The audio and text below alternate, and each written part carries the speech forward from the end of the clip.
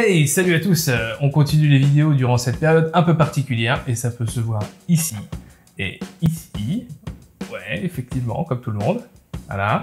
Et aujourd'hui, je vais parler de quand j'ai été vendeur de chaussures. Car oui, en effet, pendant quelques mois, j'ai été vendeur dans un magasin de chaussures.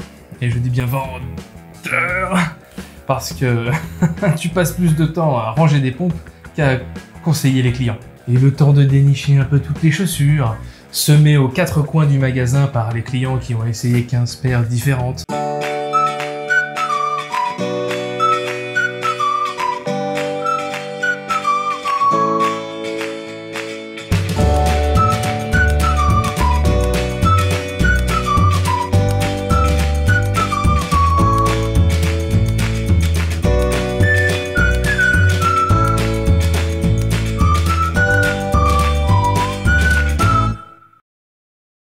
Mais il faut voir le côté positif de ce job, parce que là pour le coup, j'avais pas le temps de m'ennuyer. Je ne faisais que jouer à des jeux différents.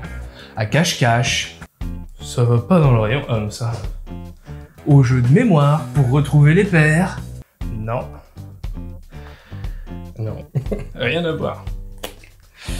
Mais des fois j'avais aussi droit à des tours de magie, où les boîtes sont rangées un peu pile poil serrées, bon un petit peu trop serrées des fois j'avoue, ok, avec les boîtes qui sont de la rangée du milieu sur le sol, et un trou comme ça en plein milieu avec les boîtes du bas et les boîtes du haut qui flottent dans le vide. C'est dans ce genre de moment où je vois que la magie s'opère.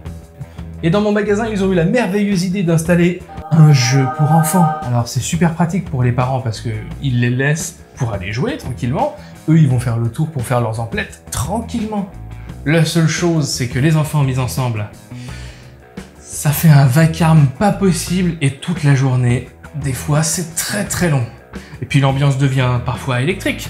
Quand le petit Kevin a jeté une boule d'air, tu sais les boules en plastique que tu plonges dedans là, et qu'il l'a jeté sur Kylian, et que le père il était pas content et qu'il l'a gueulé dessus, mais un truc de fou, juste parce qu'il lui avait jeté une boule en plastique sur la tronche. Une boule en plastique. Et le père étant tellement vénère contre Kevin qu'il s'est faufilé lui-même dans les tubes pour réussir à récupérer ce petit chenapan pour pouvoir le sermonner correctement. Et il y a même des gens qui venaient juste pour emmener leurs enfants au jeu. Ils faisaient même pas mine de chercher une paire de chaussures. Ils allaient directement au fond du magasin, hop, ils posaient leurs enfants, ils attendaient tranquillement sur le bord et puis ils laissaient jouer tranquillou. Même pas, ils faisaient semblant de chercher une paire de pompes. Mais à force de les voir passer, on les reconnaît. Bah oui. Aujourd'hui, pour ton anniversaire, toi et tes copines, je vous emmène au parc du magasin de chaussures. Ce boulot t'amène à croiser des gens qui te font ta journée et qui sont super sympas, qui reviennent même pour avoir tes conseils à toi, c'est plutôt flatteur. Et puis des fois, bah tu tombes sur quelqu'un qui est un petit peu moins sympa et qui passe une heure à essayer de filouter une solde qui n'existe pas sur une paire de chaussures en cuir. Et pendant que tu te bats des fois avec le client, eh bien il faut s'occuper aussi du côté marketing de la chose. C'est-à-dire dès qu'il y a des soldes, mettre sur la boîte les soldes qui vont dessus. Et donc des fois c'est sur plusieurs jours, voire plusieurs mois ce genre de truc. Et puis des fois, bah, les soldes ça ne reste qu'une journée. Allez, j'ai fini de tout étiqueter pour demain. Oui, je comprends, oui. Je viens d'avoir l'information et en fait on s'est trompé de semaine, c'est la semaine prochaine, donc il faut tout enlever. Et des fois il y a le réassort. Ça c'est super marrant. C'est un énorme carton où dedans il y a plein de boîtes de chaussures qui sont toutes différentes. Et il faut les prendre, il faut les remettre en rayon avec les chaussures auxquelles elles appartiennent. Et ça me fait encore voyager dans tout le magasin. C'est plutôt marrant, on fait que de belles balades dans tout ça. Et il y a aussi un message de prévention dans cette vidéo.